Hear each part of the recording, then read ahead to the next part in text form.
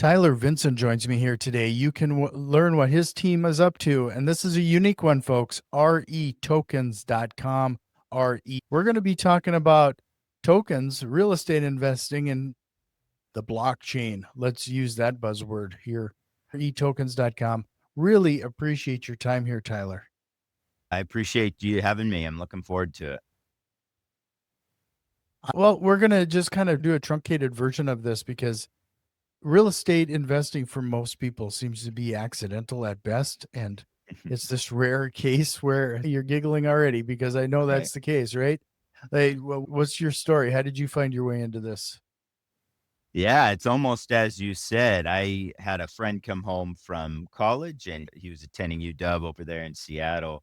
And he said, I've got some friends that are looking into buying apartment buildings. And I thought, that sounds like a pretty cool career. I think I'm interested in that. And so he dragged me to an educational event. And unfortunately, that one wasn't very good. I do a lot of educational events or have throughout my career, but this one wasn't very fantastic. Needless to say, he got me to take action on it, and I called in sick to work and signed up, and we did a few-day seminar there. And as mentioned, it wasn't of the quality of some of the others I'd been to, but when it was over, he said, "Let's go buy some real estate." And that we did. We went out and started learning and building a network and started out by just buying a couple of duplexes and jumping in. So, what you got going on here now is a relatively a new concept, but prior to this, did you do syndications? Like, what was your steps just prior to doing RE tokens? Yeah, and I think really my whole real estate investment career is why I fell in love with the tokenization of real estate and what the future of that looks like. As mentioned, we started out buying a couple of those duplexes, and I really just fell in love with the sport of real estate investment. Ultimately, I quit my job and I got a real estate license and started on with a firm, but I immediately just asserted myself as a real estate investment specialist. Got on with a firm that worked with private investors, and they used real estate brokers who that was my job at the time to go find and negotiate these deals. And it was a lease option program. So there was kind of a built-in pre-screened tenant. And I would put that package together and then they would sell it to investors. Well, after the first couple, I would be on the phone as well. They found that I was more effective at selling the investment packages to the investors than the investor manager was. And that kind of became a big stepping stone into raising private money, which is something that I did. But no, most of my early days, I did do some joint ventures. And then I did a lot of debt and creative debt. I do a lot of seller financing stuff. The syndications started for me about 7 years ago or so when I was getting into larger projects like larger apartment buildings, or I own a class A storage facility that we did a syndication on. And so when I needed to get into the multi-million dollar raises, that's when I started really learning about the world of syndication. I did JVs, and some people call those syndications as well, where you have one or two other partners in there. But when I'm talking about syndications, I'm really talking about securities where we go out and raise money with multiple investors. At what point did this whole concept of the blockchain and tokens come into play? And when did you make the connection that maybe you could use this or leverage this with real estate?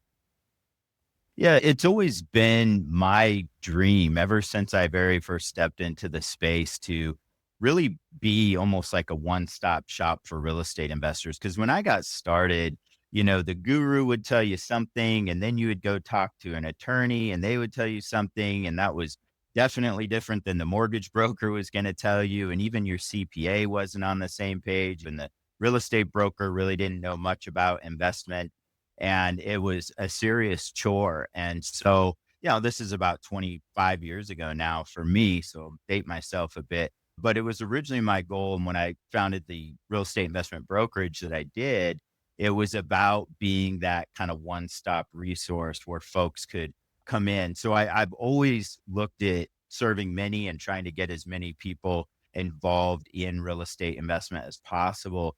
But it's really difficult. First of all, the entry barriers are high. And then, I got into teaching a little bit, but even then, very few actually had, whether it's the time, the commitment, or the belief system to actually get in and be able to invest in real estate. And so I used to be the president of NARPM, the National Property Management Association.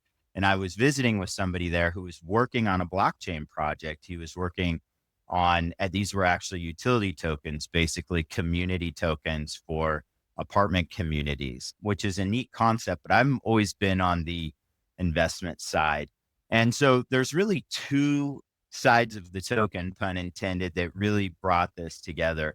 One of them was really just looking to solve my own challenges. I've been in real estate a long time, so it's very often I'll have millions of dollars locked up in equity, but it's trapped equity, it's illiquid. And if I want to make another investment or overhead, or all I do is invest in real estate, so lifestyle, any of those things, I either had to sell the asset in total, which I didn't really like to do, or I had to go to the bank and play by their rules and go through a complicated cash out refi. So real estate's illiquid, and that became a challenge. Around this same time, I used to coach my daughter's soccer team, and we came off the field after a game, and I had a good friend of mine from high school come up and, "Oh, Tyler, how you doing?" And after the hugs and the catch up, she just said, "It's been really cool to watch all the things you've done in real estate and your success there. And my husband and I, we've been working really, really hard, and we've saved up some money, and we'd love to invest with you." We both just kind of stood there, and she answered and she said, "But we don't have enough money, do we?" And that just broke my heart. So I started looking into the blockchain piece a little bit more. And it's like, man, if she could just invest into some of these projects I was doing, because at the time, and most of us syndicators, you're looking at least a $50,000 minimum, and they need to be accredited investors most of the time, depending on what exemption you're using. I just seemed like those two things could and should be brought together in the future. And that's where I realized that if you could get this ecosystem built out, then you could take things like, let's say I recently tokenized a storage facility.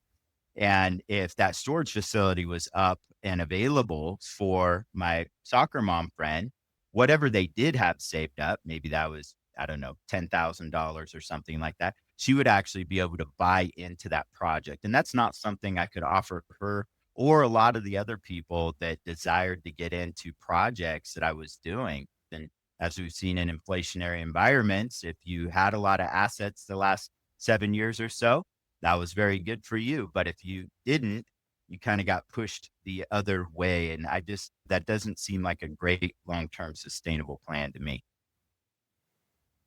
So you tokenized your storage facility. What's the process like there? Let's say somebody is, and maybe we even need to talk a little bit about how does your platform work?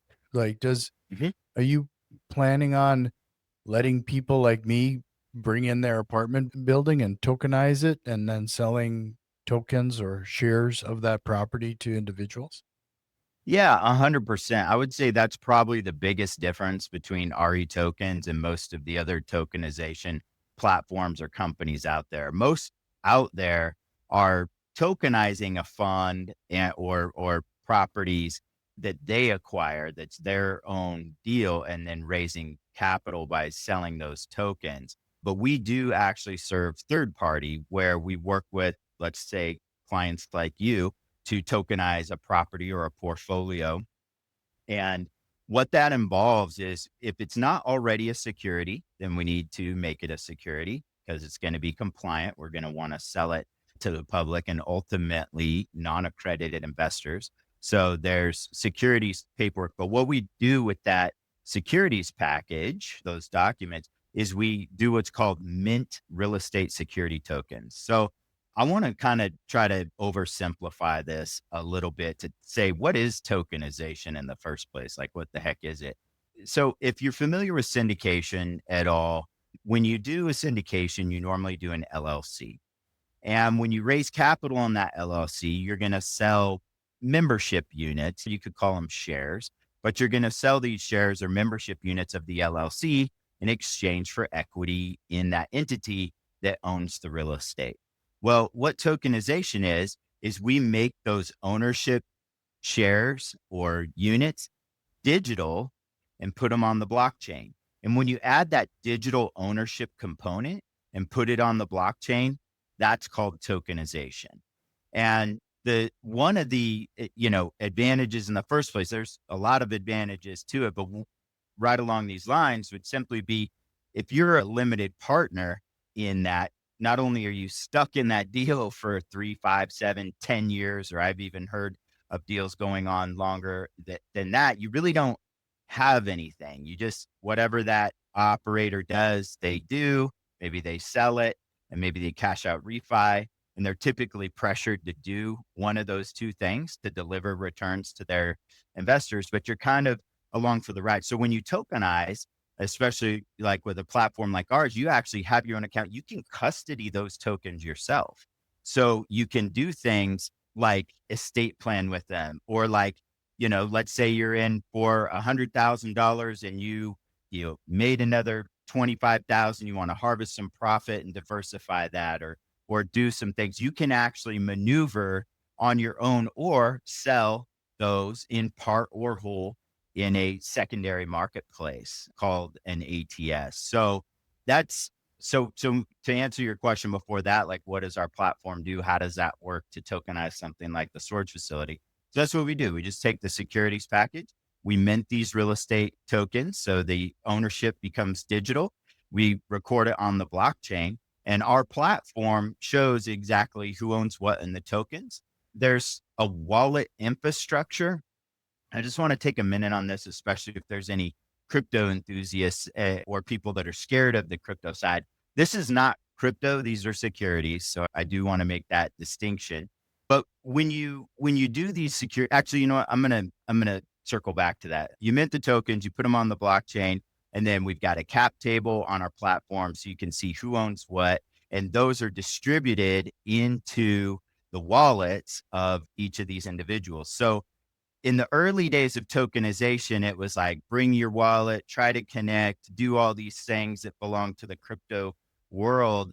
And what we found is it's much better to have a Web 2 front end and a Web 3 back end. So when you are looking at, say, your tokens in there, or you're managing those, it's much more like you would expect on your bank account, right? Where you're used to that type of interface. And you really don't ever see or deal with the blockchain unless you wanted to go verify ownership. So those are on the platform, and the GP can hold their shares, the LPs or the investors can hold their shares. And not only can you buy, sell, and trade those, in the very near future, we're working on some relationships where you can actually leverage those real estate security tokens. That's something that hasn't existed before. So this is really a big liquidity play on real estate, the ability to provide liquidity to the investors instead of being stuck in these deals for, 5 years, 7 years, 10 years. The GPs, us as syndicators, our big paychecks is normally when we sell the asset or when we do a cash out refi. But now we're not forced to sell the asset and make everybody else sell the asset. If we needed a couple $100,000 to make another investment or do what we're doing, we could actually sell those on a secondary marketplace. Or what's coming in the very near future is you'll take your real estate security tokens, these ownership shares, and you will be able to get loans against those. That will give you liquidity right away. Those loans will settle the same day. And your real estate tokens are the collateral. So it does not jeopardize the title of the building. You don't need permission from the general partner or the operator. If you need to access some liquidity, you can do that via loan. You can do that via selling it. You can give it to charity. You can do what you want with your assets. So it's just a whole new control level. And when you have that level of control and that liquidity, you also have the opportunity to diversify a lot more depending on what you're looking for, be that a deal with tax advantage, a cash flow deal, or a deal with strong equity upside. So just a lot more options and liquidity for that. Yeah, thanks for that clarity. That and I get it. If this might sound a little complicated to a few people, but I want to send you to retokens.com for more information and see if this is a good fit. So it's retokens.com. And we're kind of getting nerding out a little bit on this, but when it comes to the blockchain, I think it's fair to say that what you're creating here is for the everyday investor who may not understand the technicalities of a few of these steps, but it does let them participate in real estate with a smaller dollar amount to begin with, but also being able to diversify into additional investments in a much faster fashion. Yeah, absolutely. I would almost make the argument that even some sophisticated investors don't always understand the real estate investments that they get into because this is a private placement world versus, say, a public investment. But one thing to know about our platform and what we do is everything's SEC compliant. So anything that an investor purchases, not only will all of the information be front facing where they can go through and do their own research, these things have been underwritten and validated by an SEC compliant broker dealer, which will be us in the very near future here. So we've made sure it really is a massive fraud reduction piece because when it's in the blockchain, you know exactly who owns what leverage is there. Everything's transparent, and being able to rely on that transparency is really strong. So yeah, when we nerd out here and you're in good company with that, it almost overcomplicates it. But the reality of it is, it doesn't need to be any more complicated than somebody getting on their Charles Schwab account and buying and selling a stock, or for the crypto folks on there getting on their Coinbase account and buying and selling crypto. That user experience is very, very similar, except we're talking about a real piece of real estate ownership with the K1 tax benefits, the appreciation upside, and the cash flow. I mean, we're talking about a world where tenants can actually own a piece of the building that they're renting. And when the rent raise comes every 12 months, they can actually participate in that upside. Yeah, that adds a whole new paradigm to some things. Yeah. Do you have people on your platform today actually pitching some of this, like to their residents? Like you can own a piece of this building? So right now on the platform, we've got, I think, 4 projects on there right now. And one of them is a hospitality multifamily, and they are actually building utility into the ownership of these tokens. Because I'm not a licensed broker dealer, I can't promote specific deals right this minute. That'll change in about a month here. But what I can say is we do have deals on the platform that people can look at and check out and invest in right now. And I can share the fact that we've got another project under contract that we're working on right now. And that is exactly what they're doing is they're not only creating ownership for the tenants in the building, but they're adding in utility, meaning benefits or perks. This is hospitality. So X amount of nights, if you will, or certain amenities right into the ownership of that token. So when somebody later, if they sell that in the future, not only do they get the actual ownership piece, but there's additional things you can add in to that ownership that really hasn't existed in the past. So we do have a project like that on platform now, and we've got a large project coming as well. Yeah. That's kind of interesting. Hospitality, I suppose you could bake in quite a few different incentives, free night stays and what have you.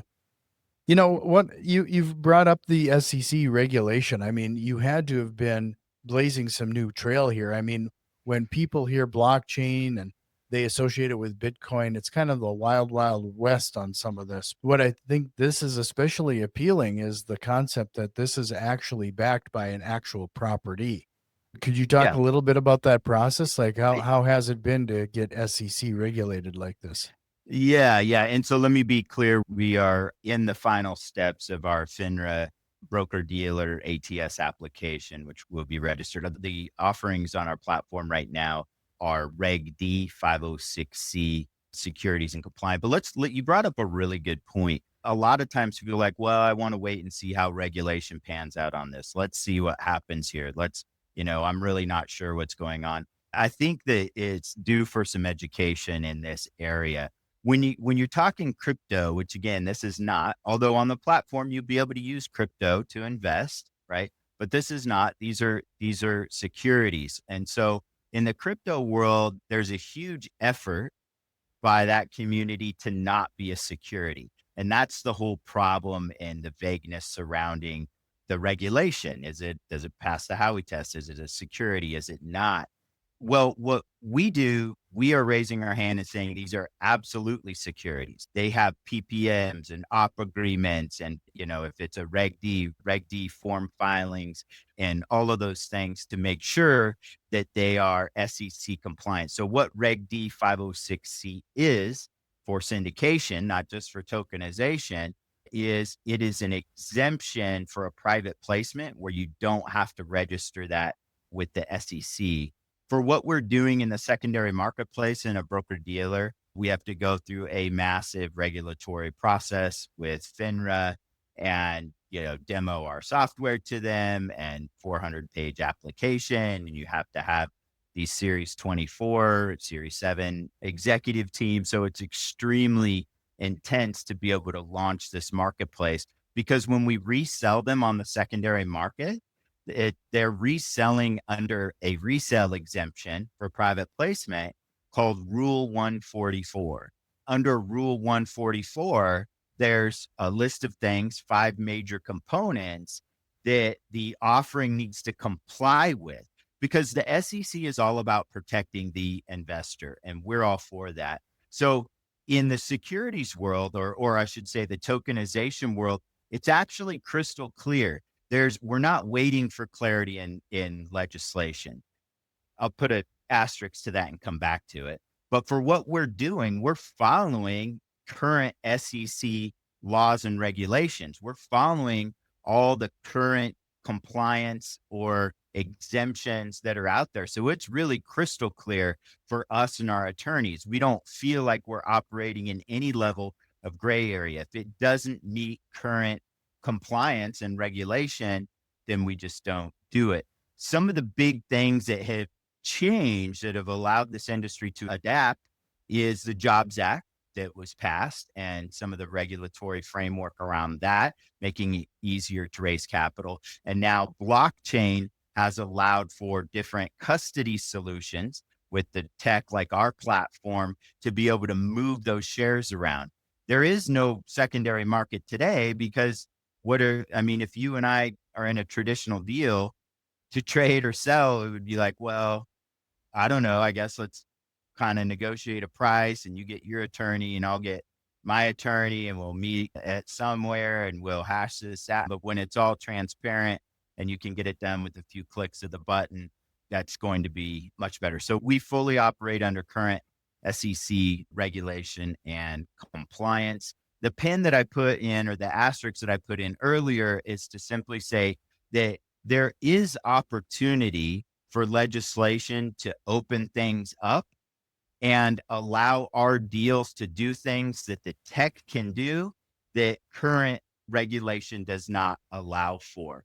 They group tokenization into the digital asset category right now.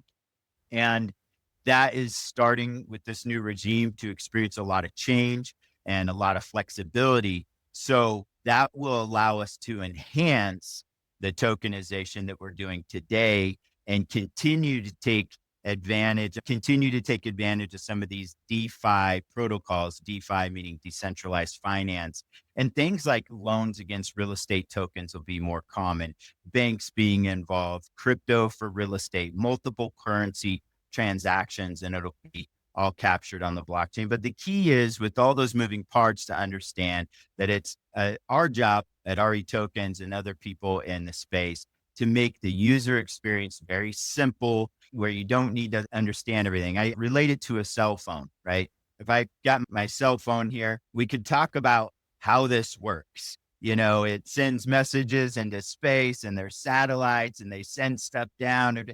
Or we could just say, hey, I could FaceTime somebody on the other side of the world in real time right now. That's what it does for you. So that's really our goal. So when you go to retokens.com or our YouTube and you're checking things out, you'll see that we really try to bring that home where you don't need to understand the blockchain per se and all these components. You just need to understand what it does for you and your real estate project, like providing liquidity, or you as an investor giving you that flexibility and liquidity to do things you haven't been able to do as an investor before.